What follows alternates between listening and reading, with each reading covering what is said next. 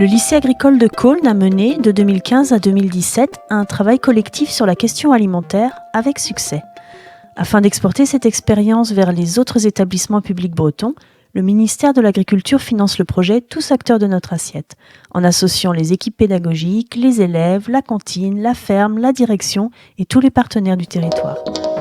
Comment on passe de toute la diversité de représentations que nous avons, nous adultes, travaillant dans un lycée agricole, à un projet collectif, et de ce projet collectif, de voir comment cela peut questionner le projet d'établissement, c'est-à-dire à faire commun, cohérent, pour être capable d'amener les jeunes, non pas à savoir, mais à savoir se questionner dans ce qu'ils ont envie de construire dans leur rapport à l'alimentation, à la production agricole d'aujourd'hui et de demain. D'ajouter à partir de ce qui est dit là, que je crois que si on veut avancer sur la question, il faut se garder nous aussi des discours un peu caricaturaux. Et quand j'entends aller vers le 100% bio, je me dis qu'est-ce qu'on dit à nos élèves en disant ça?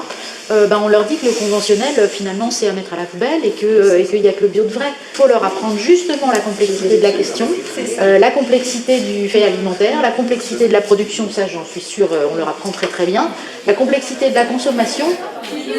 La réelle bonne surprise de cette démarche et de ces rendez-vous réguliers, ça a été la diversité des publics qu'on a pu toucher. Avoir des directeurs d'exploitation quasiment à chaque réunion, c'était très important.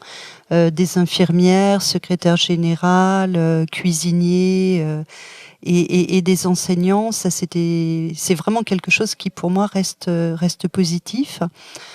En fait, il faut se dire quand même que c'est un pas de temps qui est long, à la base. Donc il ne faut pas se dire que ça va être fait en un coup. On en parlait encore avec le chef. L'une des premières fois où c'était vu, c'était pour une réunion du projet d'établissement, et qui doit dater de 2015, quoi. Et donc l'idée de la place des jeunes dans le projet, c'est d'impliquer tous les demi-pensionnaires et internes du lycée.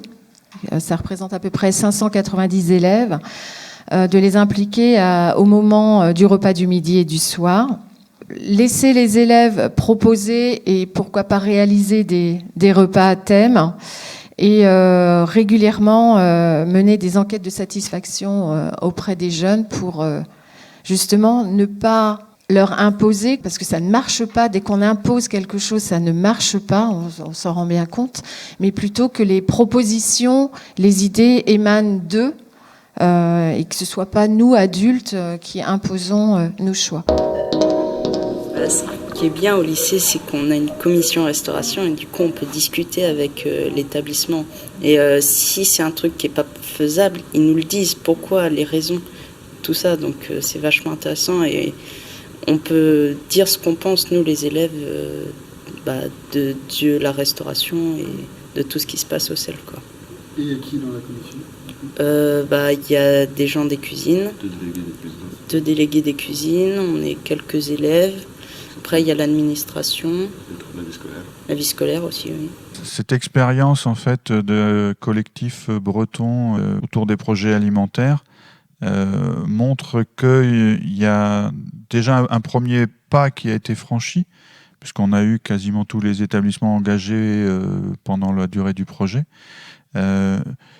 avec des projets variés, divers, plus ou moins transversaux, et c'est ça sans doute le gap qu'il y a à passer aujourd'hui. C'est comment on passe de projets ponctuels à une somme de projets, et ensuite à des projets qui sont intégrés au projet stratégique de l'établissement. En fait, ça pose la question de l'intégration de ces projets alimentaires dans le projet d'établissement.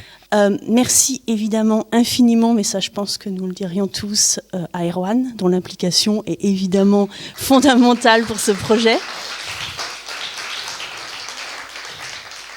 Je pense qu'on mesure tous à quel point il y a mis une énergie folle et à quel point il s'est personnellement impliqué pour que, d'une part, il y ait réellement toute une dynamique qui se mette en place, mais surtout pour que il y ait tout un ensemble de liens qui puissent commencer à se constituer entre les établissements, au sein des établissements et entre les établissements et les acteurs du territoire.